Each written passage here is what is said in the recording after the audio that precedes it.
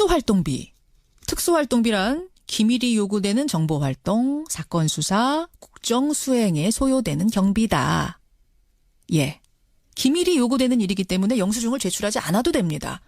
잘 쓰면 요긴 하지만 이게 잘못 쓰면 쌈짓돈이 될 수 있는 것도 이 때문이죠. 정부 부처 곳곳에 배정된 특수활동비는요. 지난해에만 8,810억 원입니다. 검찰만 들여다보면 285억 원이었습니다. 285억 원. 이영렬 서울중앙지검장하고 안태근 법무부 검찰국장 이 두 사람이 중심이 돼서 벌인 회식에서 서로 간에 주고받은 돈 봉투가 바로 이 특수활동비였다고 하죠. 이번 감찰 두 가지를 들여다봐야 됩니다. 첫째, 이 만찬 자체가 적절했는가? 둘째, 특수활동비가 이렇게 쓰여도 되는가? 예, 판사 출신이고 현재 민주당 법사위 간사입니다. 박범계 의원 연결을 해보겠습니다. 박범계 의원님 안녕하세요. 네, 안녕하세요. 오랜만입니다. SNS에 이렇게 쓰셨더라고요. 관행이라는 악습에 젖어 그렇게 도끼자루 썩는 줄 모르고 그랬을까요? 이거는 무슨 의미로 쓰셨어요? 그래서 이거를 당사자들이 해명하기는 가장 손쉬운 해명 방법은 일종의 전례인 것처럼 관행인 것처럼 얘기할 가능성이 높은데요. 저는 관행이 아닐 가능성이 높다 이렇게 보고 그 시점 자체 대선 기간 아니겠습니까? 예, 대통령 예. 탄핵, 초유의 거리 선거, 예. 4월 21일인데요. 그때 왜 이 사람들이 이러한 특수한 짐을 갖고 있는 분들이 예. 만났느냐. 그 시점을 매우 중요하게 봤기 때문에 그런 질문을 한 겁니다.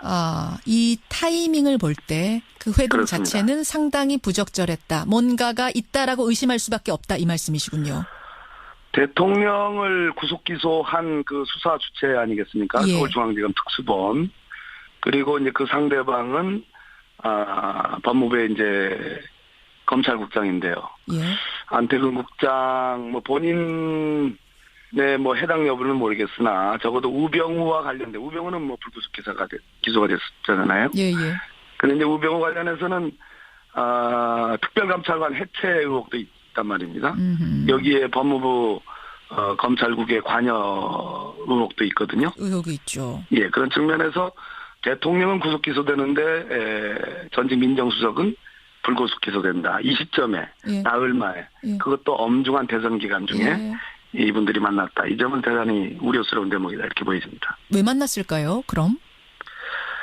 그렇기 때문에 지금 감찰을 대통령께서 특별히 지시한 것이고 감찰이 이루어진 거니까 바로 그 점에 핵심적인 포인트를 잡아서 그렇죠. 감찰이 이루어져야 된다고 예. 생각합니다. 우병우 수석하고 1000차례 이상 통화했다는 그 사람과 우병우를 수사했던 그 팀이 왜 만나서 그런 회동을 했느냐. 이 자체가 이제 감찰의 큰 한 줄기고 문제의 한 줄기고 예, 저는 그렇게 봅니다. 또 한 줄기는 그렇다면 그 만남에서 주고받은 그 돈 봉투는 적절했는가. 그러니까 그 만남 자체 타이밍 자체가 괜찮다 치더라도 네, 거기서 주고받은 그 경력금이란 자체는 괜찮았는가. 이게 이제 또 다른 한 줄기예요.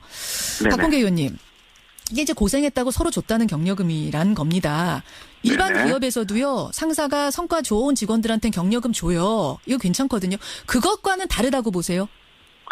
대단히 다르죠. 일반적으로 소위 전별금회라는 형태로 예. 인사 이동이 있게 되면 석별회장을 나누는 그러한 소액의 돈이 이제 상급자들에 의해서 주어지고 또는 동료에 의해서 주어지는 경우가 가끔 있었습니다. 또 법무검찰에서는 그러한 형태의 어떤 큰 수사를 마친 뒤에 경력금이 있었다고도 들었습니다. 예. 그런데 지금은 아시다시피 법무부 장관이 오랫동안 공석이고요. 예.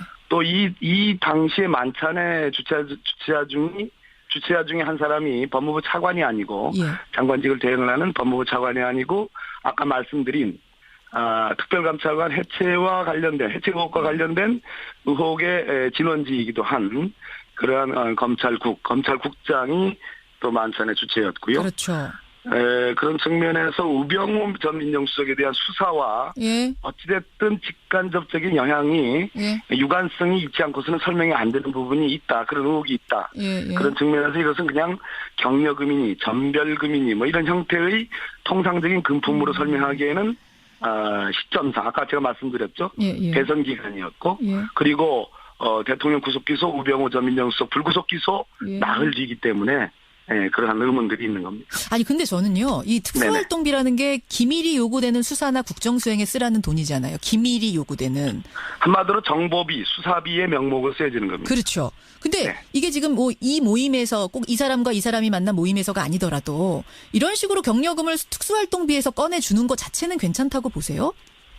괜찮을 수가 없죠. 왜 그런 거 아니? 특수활동비는 검찰청은 이제 법무부의 외청이기 때문에 검찰청 단독이 예산 계획을 수립해가지고 예산을 따내가는 그런 형태를 띠질 못하고 법무부의 지휘 감독 부서인 검찰청의 지휘 감독 부서인 법무부가 예산 계획을 세워가지고 결국 최종적으로 국회의 예산 통과에 의해서 받아가는 것이 이제 특수활동비거든요. 그래서 이제 법무부가 받아가지고 소위 이제 일선 검찰청에 내려주는 건데. 그렇죠. 지금 우리 법제상 법무부와 검찰청은 완전히 다른 조직입니다. 검사들이 법무부를 장악해 있어서 문제지 완전히 다른 조직이고 아까 말씀드렸듯이 지휘 감독 부서인 곳에서 무슨 경력금의 형태라든지 더군다나 그것을 특수활동비 즉 수사비나 정보비의 명목으로 써야 되는 특수활동비로 지급을 했다라는 것은 그는 가당치가 않은 얘기입니다. 그렇죠. 그러니까 이 특수활동비라는 건 사적으로 써서는 절대 안 되는 돈인 거잖아요.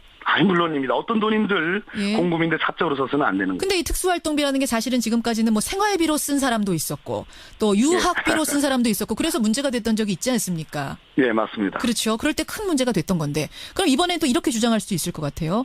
아니 우리가 뭐 생활비로 쓴 것도 아닌데 내 유흥비로 쓴 것도 아니고 업무를 잘했다고 준 경력금인데 특수활동비로 좀 쓰면 어떠냐. 이건 사적이 아니다라고 주장한다면? 아직 그 돈이 어떻게 쓰여졌는지는 밝히지 않았고요. 더더군다나 저는 참 의아스럽게 생각하는 것이 법무부의 검찰과장들 소위 일선 검찰청에 대한 인사와 예산 권한을 갖고 있는 진짜 꽃보지개 중에 꽃보지기거든요. 그 검찰과장들이 받은 지 다음 날 돌려줬다. 이 말을 믿을 수 있느냐도 포인트이긴 하지만 이 돈을 돌려줬다라면은 문제가 있는 돈이라는 걸 알고서 돌려줬다는 얘기인데 그러면 이거야말로 심각한 일 아닌가.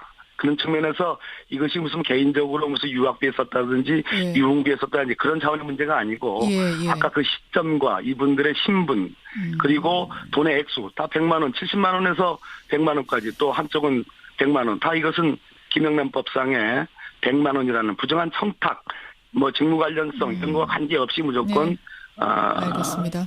문제가 되는 그런 항목에 해당합니다. 이러나 저러나 다 문제라는 거네요. 그러니까 지금 이거 타이밍상 만남 자체도 문제인 거고 이게 특수활동비인데 이런 식으로 쓴 것도 문제고 혹은 특수활동비 이렇게 써도 된다 치더라도 김영란법에 또 걸리고 이렇게도 걸리고 저렇게도 걸리고 다 걸린다는 거네요. 특수활동비는 정확하게 얘기해서 경력금으로 쓸 수가 없습니다. 없는 거죠. 알겠습니다. 박범계 의원 만나고 있습니다. 그나저나 이제 이 사건에 대한 감찰을 시작으로 해서 검찰개혁이 본격화될 거다라는 얘기가 많이 나옵니다. 박 의원님. 네네. 강금실 법무부 장관은 검찰개혁 하려다가 실패했어요. 이번 법무부 장관 누가 될지 모르겠습니다만 이번에는 성공할까요? 지금 문재인 대통령께서 진로했다는 그런 기사가 나오는데요. 검찰개혁은 문재인 대통령께서 대통령 되시기 전부터 오랜 동안에 본인의 운명처럼 사명으로 말씀을 해왔던 것이고 조국 민정수석을 임명함으로써 검찰개혁은 이미 만천하에 공헌이 돼 있는 겁니다. 그런데 이 사안은 어떤 사안인가 하니 제가 아까 시점상의 문제를 얘기해 드렸죠. 그러니까 심각한 공직기강의 문제가 발생한 겁니다. 그런데 문제는 이것이 보도가 된 이후에도 당사자들 서울중앙지검과 법무부에서의 해명이 참 일종의 가관이라고 보여지는 겁니다. 전혀 문제의식이 없는 거죠.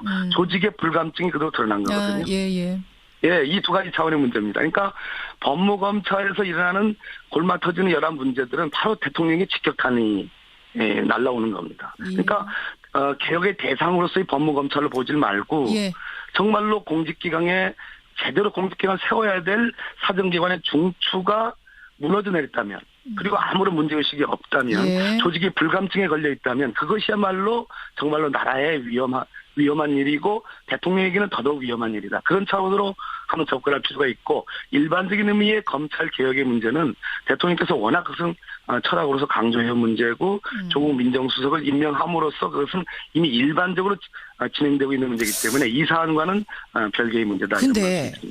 지난번에도 노무현 대통령도 강한 의지 가지고 검찰 개혁하려고 했고 강금실 장관도 마찬가지로 의지는 강했는데 조직의 반발이 워낙 심하니까 이게 안 됐던 거 아닙니까? 이번에는 그럴 가능성 없겠습니까? 이 사안의 핵심적인 특징은 일반 검사들 대부분의 검사들과 이 소위 벌어지는 이 조직 문화, 예. 지금 최고 수뇌부, 최고 엘리트 검사들 사이에서 서로 조직 체계가 다른 법무부와 서울중앙지검 사이에서 주고받는 이러한 문화가 과연 일반 검사들, 대부분의 검사들에게 있느냐의 문제거든요. 있지 않습니다.